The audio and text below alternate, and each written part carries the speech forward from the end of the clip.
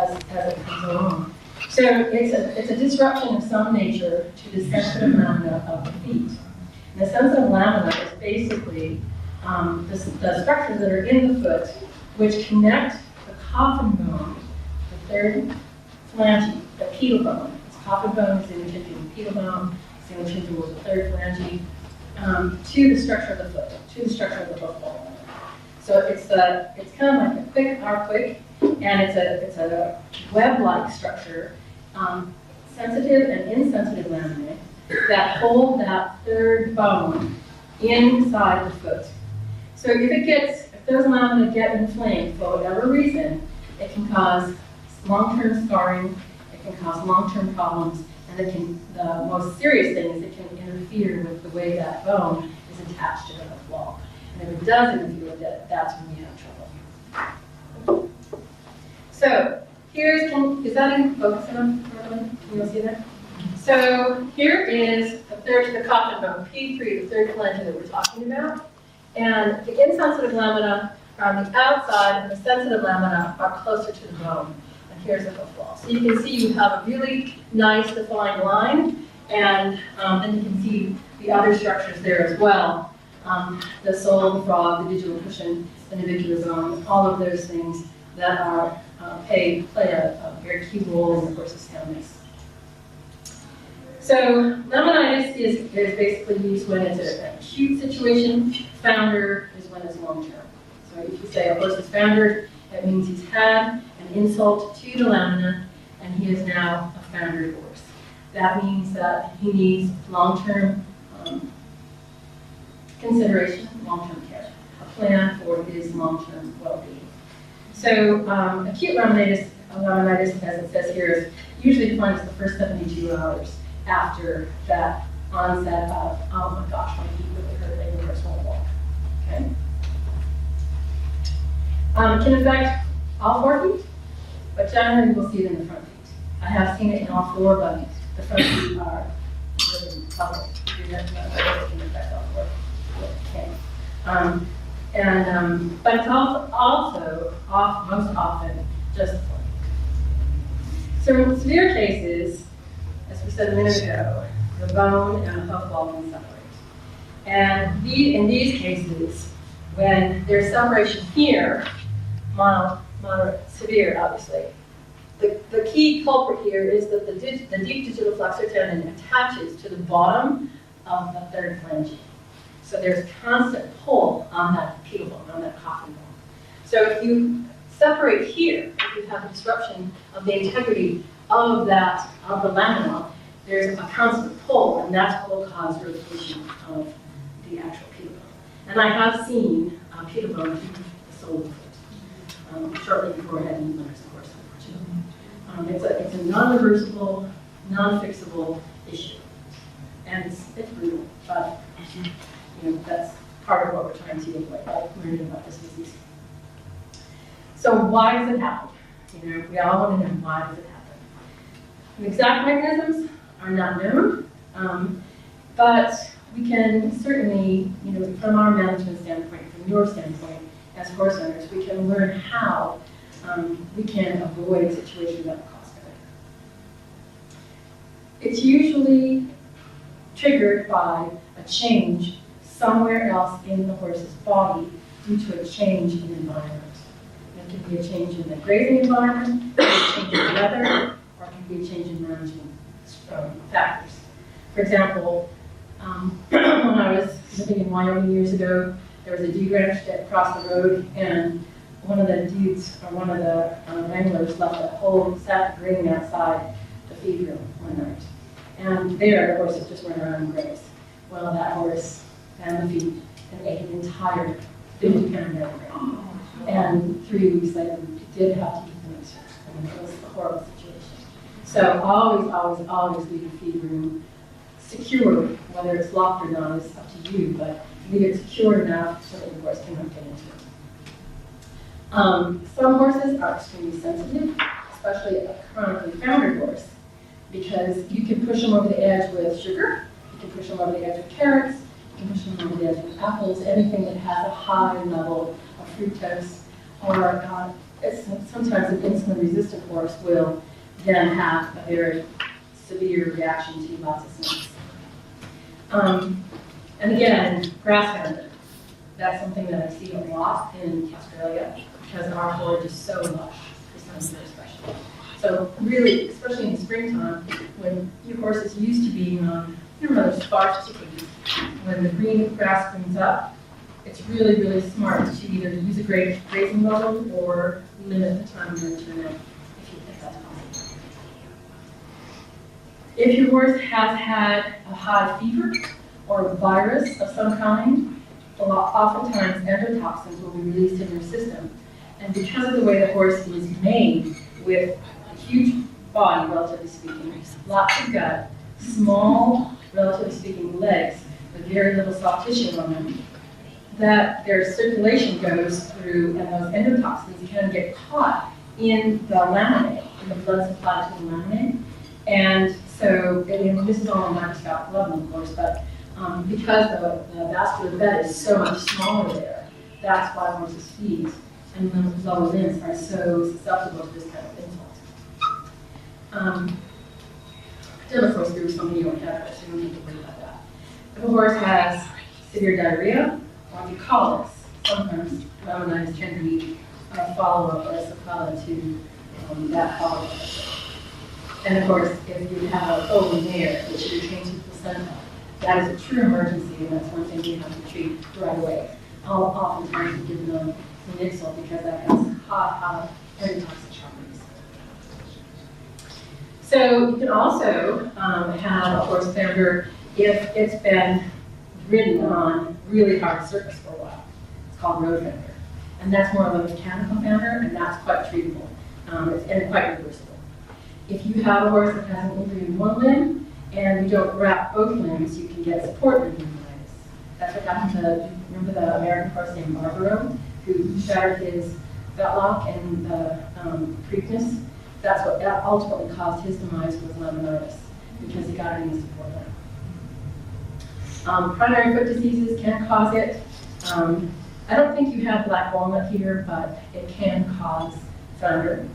And this is not unproven, but if your horse has been on high doses of corticosteroids for some kind of inflammatory reaction, whether it's an allergic reaction or it's some way that your vet's trying to suppress the immune system, then that's possible that they could probably develop laminitis.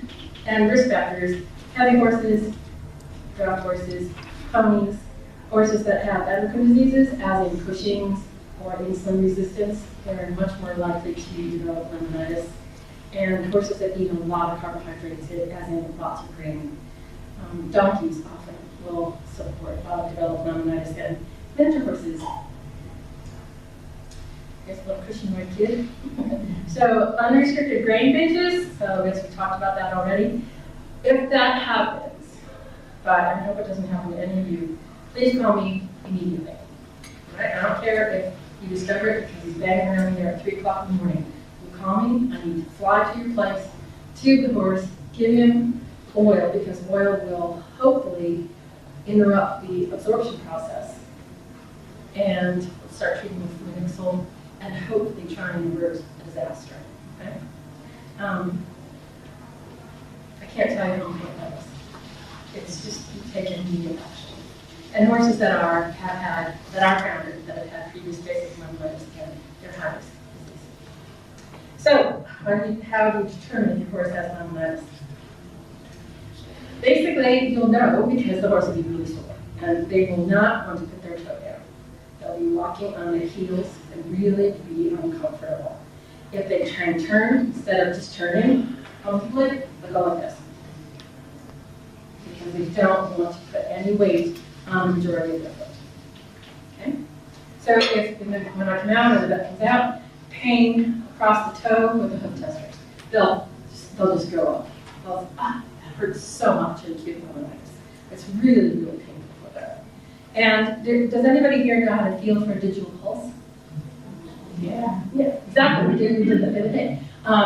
Digital pulses are a dead giveaway. And digital pulses basically in the... Attention members and guests, bingo will begin in the auditorium in 5 minutes' time.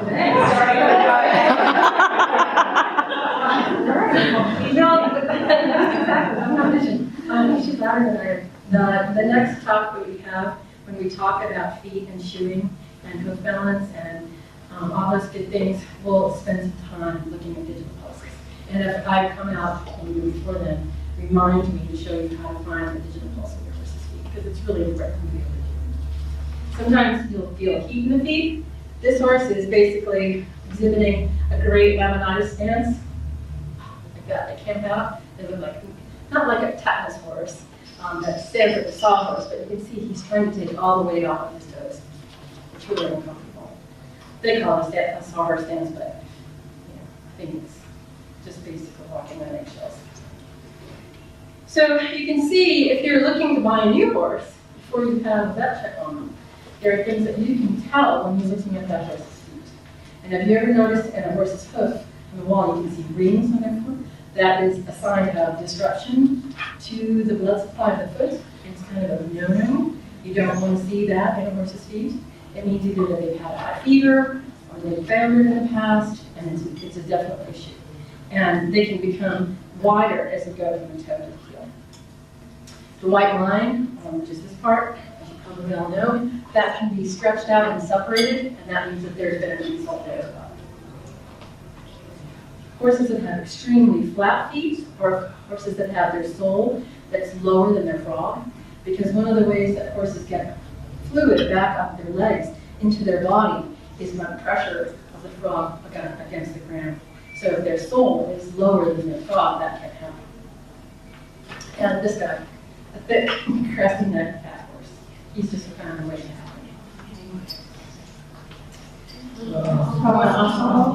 I've actually seen stuff like that. It's incredible.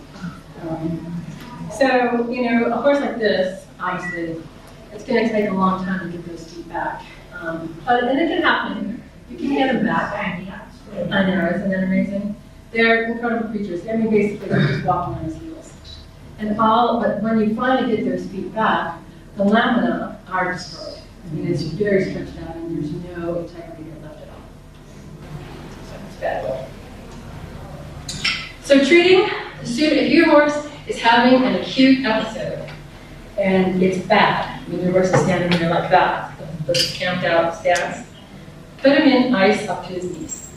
Get 2 buckets, fill them with ice cubes or cold water. Stand him in there. He's going to hate it, but and if you can't do it, call me. I'll come sedate him, and then we'll ice it down because we need to disrupt the inflammation to those feet. Okay, that's a really, really important thing to do.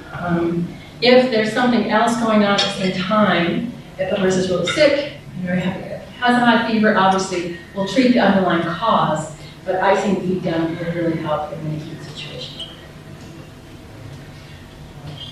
You have to remove the underlying cause of the insult.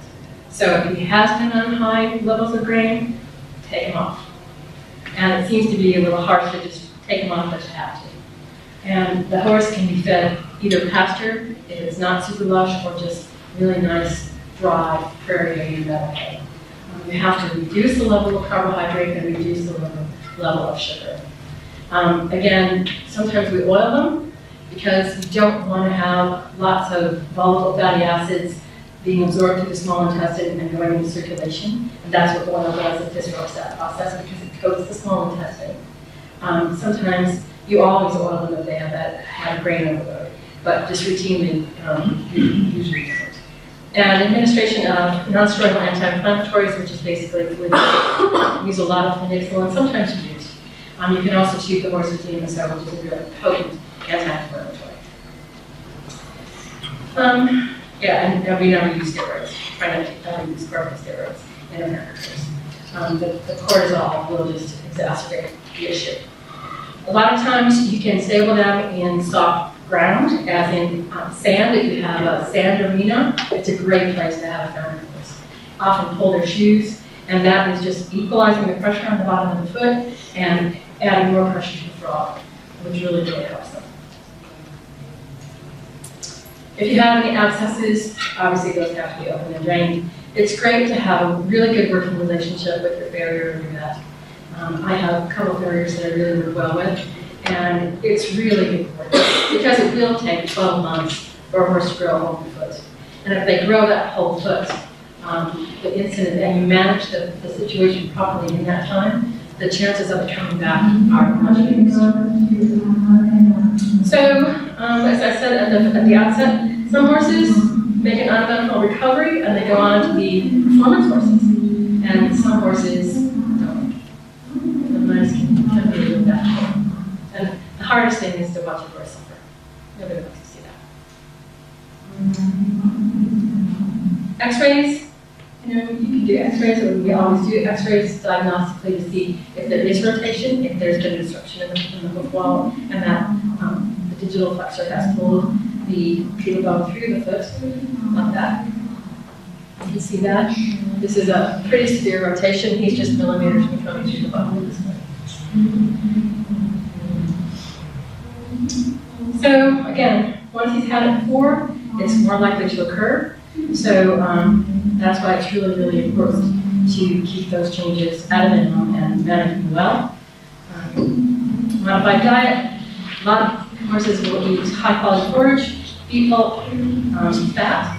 Fat added diet is a great way to keep weight on a horse, which sometimes isn't an issue in a laminated horse, but really, really important. Routine hoof care, good health maintenance. Keep his teeth done so he can grind up everything properly, and just be good managers as much as you are. You can. I'm not a big believer in hoof supplements. If you like one, or if your farrier has one that they like, it's worth a try. But I don't really think they're terribly effective. And again, avoid lush pastures and timing that you teach a horse on. So. The best way to avoid laminitis is to prevent the causes and then control it if it actually starts to happen. Pretty common sense, we've already talked about all of this. So it is a medical emergency, and as I said earlier, I don't care what time of the day it is. I'll always respond with what we call about the emergency of laminitis, because the quicker we act on those kinds of things, the more likelihood we have of saving the horse.